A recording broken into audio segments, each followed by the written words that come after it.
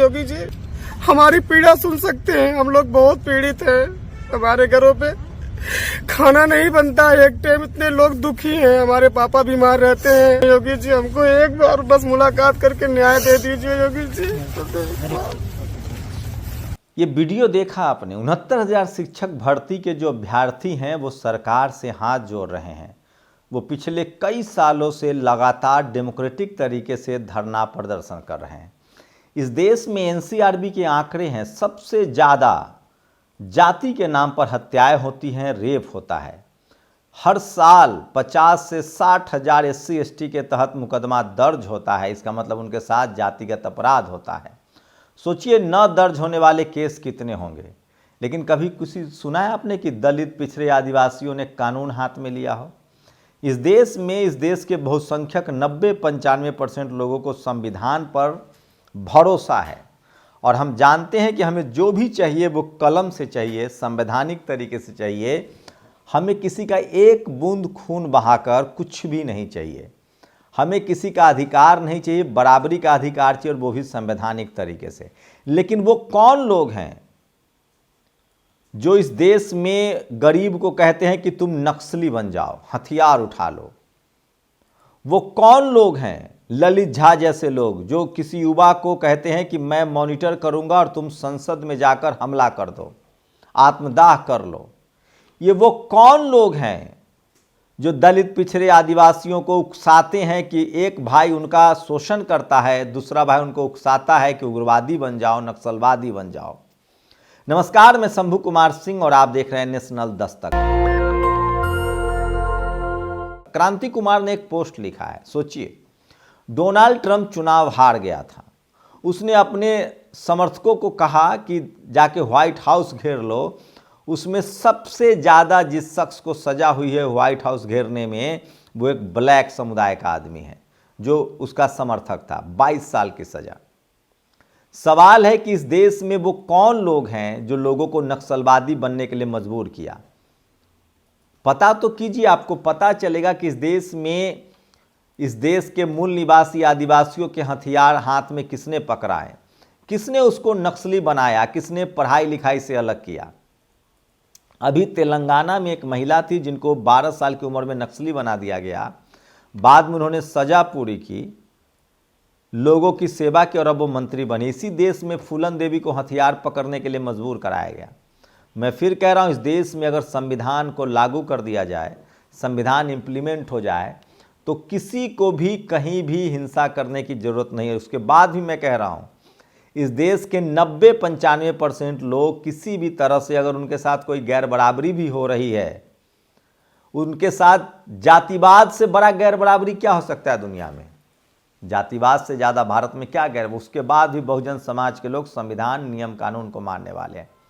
मैं आप लोगों से अपील करता हूं कि किसी भी कीमत पर, सोचिए ललित झा जो मास्टरमाइंड है संसद में घुसपैठ का, वो खुद नहीं गया, उसने 4 लोगों को आगे किया जो दलित, पिछड़े, आदिवासी हैं।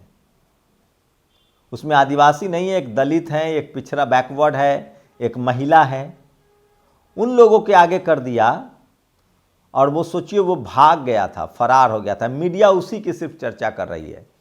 कुछ ऐसे ही लोग थे जो पर्ची लेकर जेब में घूमते थे कि लालू यादव चोर है, मुलायम सिंह यादव चोर हैं, मायावती जी करप्ट हैं, शिबू सोरेन करप्ट हैं, अरविंद केजरीवाल और उनका गुर्गा 3 तो जेल में हैं।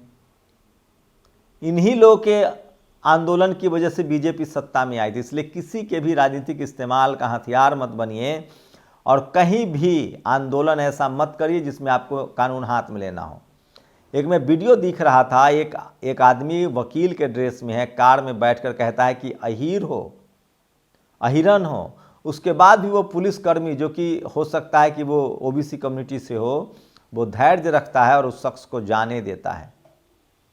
इस देश में पिछले 2000 सालों से इस देश का मूल निवासी, इस देश के बहुजन SC ST OBC और किसान जातिवाद झेल रहे हैं, गैर बराबरी झेल रहे हैं। लेकिन फिर भी चूँकि ये देश हमारा है, हमें इस देश को बचाना है और हमें कुछ भी ऐसा नहीं करना है जो असंवैधानिक हो।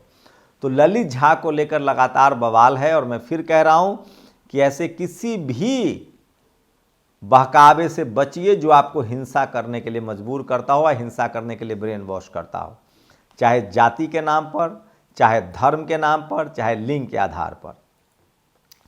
हमें संविधान पर भरोसा है, हमें लोकतंत्र पर भरोसा है, हम डेमोक्रेटिक तरीके से अपनी बात रखेंगे, हमें हिंसा के लिए कोई जगह नहीं। बाबा साहब ने हमें कलम का अधिकार दिया। आप सोचिए किस तरह से इस देश में आदिवासी समाज को स्कूल, कॉलेज, अस्पताल, यूनिवर्सिटी से बाहर कर दिया गया। भगवान बिरसा मुंडा, उन्होंने अंग्रेजों के खिलाफ बगावत की थी। उसके बाद से जयपाल मुंडा हो या शिबू सोरेन हो, हेमंत सोरेन हो, ये सब लोग, अभी सोचिए राष्ट्रपति द्रौपदी मुर्मू, अनसुईया उइके, ये तमाम आदिवासी समाज के लोग हैं जो डेमोक्रेटिक तरीके से सत्ता के शीर्ष पर हैं। वक्त लगेगा, संविधान की चक्की महीन पीसती है, थोड़ा देर लगेगा लेकिन पीसेगी जरूर। क्रिकेट में लोग नहीं आ पाते थे, आज आ रहे हैं ना। तो इसलिए मैं कह रहा हूं बहुजन समाज के लोगों को सचेत रहना चाहिए और किसी भी तरह के अनडेमोक्रेटिक, सोचिए वो कौन लोग हैं जिन्होंने आदिवासियों को उकसाया और आज क्या हालत है। आदिवासी मरने वाले भी, मारने वाले भी, और मलाई कोई और खाता है। इसलिए आपको अगर कोई हिंसक आंदोलन के लिए उकसा रहा है, कानून तोड़ने के लिए उकसा रहा है, तो उससे सावधान रहिए। संविधान में जो आपको डेमोक्रेटिक राइट है उसी के हिसाब से आप अपना धरना, प्रदर्शन, आंदोलन चलाइए और लोकतंत्र को नुकसान मत पहुंचाइए। इस देश में एक बड़ा तबका है, इस देश में एक राइट हैंड है और एक लेफ्ट हैंड है। एक आपको सत्ता के खिलाफ भड़काएगा लेफ्ट हैंड वाला, जिसको वामपंथ कहते हैं, और आपको पूंजीवाद के नाम पर, सोचिए ये लोग लेनिन को पढ़ाता है, मार्क्स को पढ़ाता है भारत में, दक्षिण, ये लेफ्टिस्टों की बात कह रहा हूँ। ये लेनिन बताएगा, मार्क्स पढ़ाएगा, लेकिन बाबा साहब का कलम नहीं बताएगा। और ये राइट विंग है जो आपको धार्मिक उन्माद में धकेलेगा लेकिन जातिवाद पर बात नहीं करेगा। इन दोनों से सावधान रहिए, लेफ्ट और राइट से। और बाबा साहब का जो संवैधानिक रास्ता है वो सबसे शानदार है। और सोचिए लक्ष्मण यादव की नौकरी चली गई, क्या उन्होंने अनशन किया? क्या उन्होंने अपने ऊपर तेल डाल के आत्मदाह की कोशिश की? उनकी तो नौकरी चली गई, उसके बाद भी लक्ष्मण यादव लगातार डेमोक्रेटिक तरीके से अपनी लड़ाई लड़ रहे हैं। और शायद ही भारत का कोई ऐसा शहर हो, ये हाजीपुर है, बिहार के हाजीपुर में, यूपी के आजमगढ़ जहाँ से वो आते हैं, शायद ही देश का कोई ऐसा शहर हो जहाँ लक्ष्मण यादव लोगों के जुबान पर नहीं है। और पूरा बहुजन समाज डेमोक्रेटिक तरीके से इस लड़ाई को आगे लड़ रहा है। राष्ट्रपति, राज्यपाल को ज्ञापन दे रहा है, अपने अपने जिला अधिकारियों को ज्ञापन दे रहा है कि लक्ष्मण यादव के साथ जो नाइंसाफ़ी हुई है उसको ख़त्म किया जाए और उनकी नौकरी को तुरंत बहाल किया जाए। मैं इसीलिए कह रहा हूँ कि बहुजन समाज को हमेशा डेमोक्रेसी, डेमोक्रेटिक तरीका और संविधान का साथ कभी नहीं छोड़ना चाहिए। ललित झा जैसे लोगों से सावधान रहिए, ये हिंसक लोग हैं। इन लोगों ने कभी जाति के नाम पर मलाई खाई है। जब वोट का अधिकार आया तो ये लोग लोकतंत्र के दुश्मन हैं। ये चाहते हैं कि इस देश में हथियार के बल पर सरकारें बने, हथियार की सत्ता हो, डेमोक्रेसी ना हो, वोट ना हो। हम लोग वोट वाले लोग हैं, हम लोग डेमोक्रेटिक लोग हैं, संविधान के मानने वाले लोग हैं, हम लोग प्राचीन गणतंत्र के लिच्छवी के मानने वाले लोग हैं, सम्राट अशोक के सिद्धांत, बुद्ध के सिद्धांत को मानने वाले लोग हैं। हमें कुछ भी हथियार के दम पर नहीं चाहिए, हमें जो भी चाहिए वो इंसानियत, मानवता के दाम पर। और हमें किसी से गैर बराबरी नहीं करनी है, किसी का भेदभाव नहीं करना है। हम लोग गुरु नानक साहब को मानने वाले हैं, घासीदास को मानने वाले हैं, बुद्ध, कबीर, रविदास को मानने वाले हैं, फूले पेरियार, अंबेडकर को मानने वाले हैं, डेमोक्रेटिक लोग हैं। हमें कुछ भी नहीं चाहिए हथियार के बल पर, हमें कलम के बल पर संवैधानिक तरीके से अधिकार चाहिए। और वो लड़ाई लक्ष्मण यादव लड़ रहे हैं। अगर आप ललित झा को आज सिंपैथाइज कर रहे हैं तो कल मायावती की सरकार होगी, अखिलेश यादव की सरकार होगी, कोई भी विधानसभा और संसद में घुस जाएगा। इन सब चीज़ों से सावधान रहिए और इस तरह के बहकावे में मत आइए।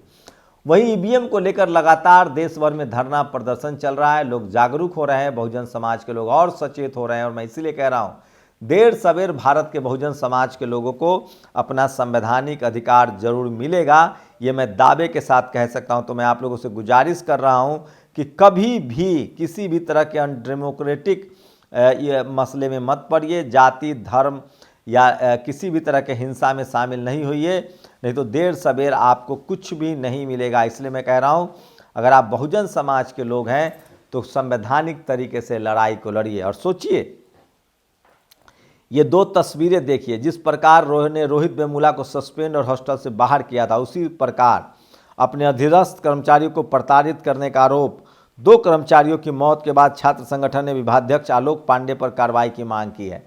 हैदराबाद यूनिवर्सिटी में फिर से 2 कर्मचारी अब नहीं रहे, उनकी जातिगत वजहों से मौत हुई है और आरोपी वही है आलोक पांडे।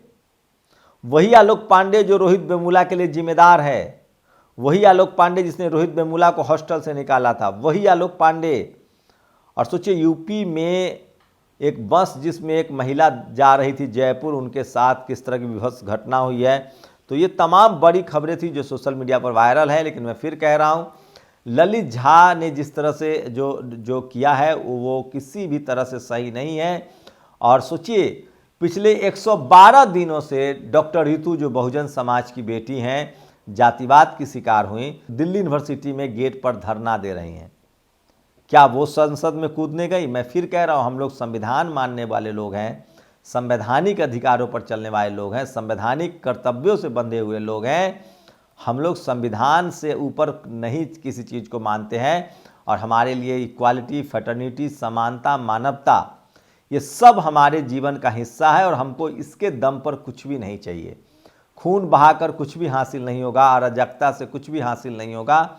हमें जो बाबा साहब का बताया रास्ता है, सोचिए 112 दिनों से डॉक्टर रितु धरना दे रही हैं, उनकी भी नौकरी छीन ली गई है जातिवादी, मनुवादियों, ब्राह्मणवादियों ने।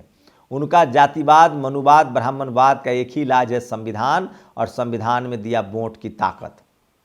बहुजन समाज को किसी भी तरह के हिंसक जातिवादी आंदोलनों से बचना चाहिए, चाहे वो सांप्रदायिकता हो, चाहे वो धर्म के नाम पर हिंसा हो, जाति के नाम पर हिंसा हो, लिंग के आधार पर हिंसा हो, रीजन के आधार पर हिंसा हो, उनसे बचना चाहिए। हमें सब कुछ चाहिए संविधान के दम पर, संवैधानिक तरीके से और कलम के हथियार बनाकर, न कि किसी का खून या पसीना बहाकर।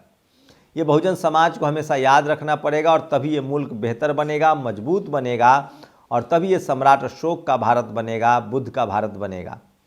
लेकिन सोचिए जो लोग आपका इस्तेमाल कर रहे हैं, इस देश के बहुजन समाज के लोगों को जो भड़का रहे हैं, सवाल है कि ललित झा खुद क्यों नहीं गया, वो संसद में खुद क्यों नहीं घुसा, उसने पिछड़ों को आगे क्यों किया, महिला को आगे क्यों किया, एक शेड्यूल कास्ट को आगे क्यों किया। एक शख्स शिंदे जो शेड्यूल कास्ट कम्युनिटी से आते हैं, एक शर्मा जो ओबीसी कम्युनिटी से आते हैं, एक महिला जो हिसार के रहने वाली हैं, ललित झा जो इस खेल में पूरा कॉन्स्पिरेसी है, उसने बहुजनों को आगे कर दिया और खुद वो मजे मारता रहा। और आज पूरी मीडिया उसको बचाने में जुटी हुई है। और जो दलित है, जो पिछड़ा है, जो महिला है, वो सलाखों के पीछे, उसकी तो कोई चर्चा नहीं कर रहा है और मास्टरमाइंड बनकर ललित झा सुर्खियां बटोर रहा है। मैं इसीलिए कह रहा हूं कि नक्सलवाद के नाम पर, जातिवाद के नाम पर, धार्मिक संप्रदायवाद के नाम पर जो लोग आपको भड़काते हैं, उनसे सावधान रहिए, सचेत रहिए। इस देश को और मजबूत और हम अपने अधिकार सिर्फ संवैधानिक तरीकों से पा सकता है। ये नेशनल दस्तक की राय है, बाबा साहब के विचार हैं और ये भारत का संविधान जो है वो कहता है। और हम लोग भारत के संविधान के साथ कटिबद्ध हैं, प्रतिबद्ध हैं और भारत के संवैधानिक अधिकारों के लिए हम लोग संवैधानिक तरीके से ही अपनी लड़ाई को आगे बढ़ाएंगे, जो इस देश के तमाम बहुजन, SC, ST, OBC और किसान लोग बढ़ा रहे हैं। सोचिए किसानों ने बॉर्डर पर बैठ कर शांतिपूर्वक पर तरीके से धरना दिया ना, 69,000 शिक्षक भर्ती में है ना।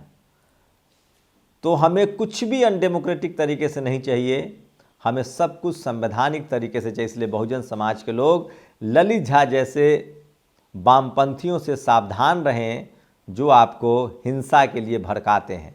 शुक्रिया। नेशनल दस्तक की आपसे गुजारिश है कि अगर इसको बचाना चाहते हैं तो नेशनल दस्तक को सब्सक्राइब करने के लिए रेड कलर के सब्सक्राइब बटन को दबाएं, फिर बेल आइकन की घंटी दबाएं। नेशनल दस्तक को बचाने के लिए बहुत जरूरी है कि हर खबर को शेयर करें, लाइक करें, कमेंट जरूर करें।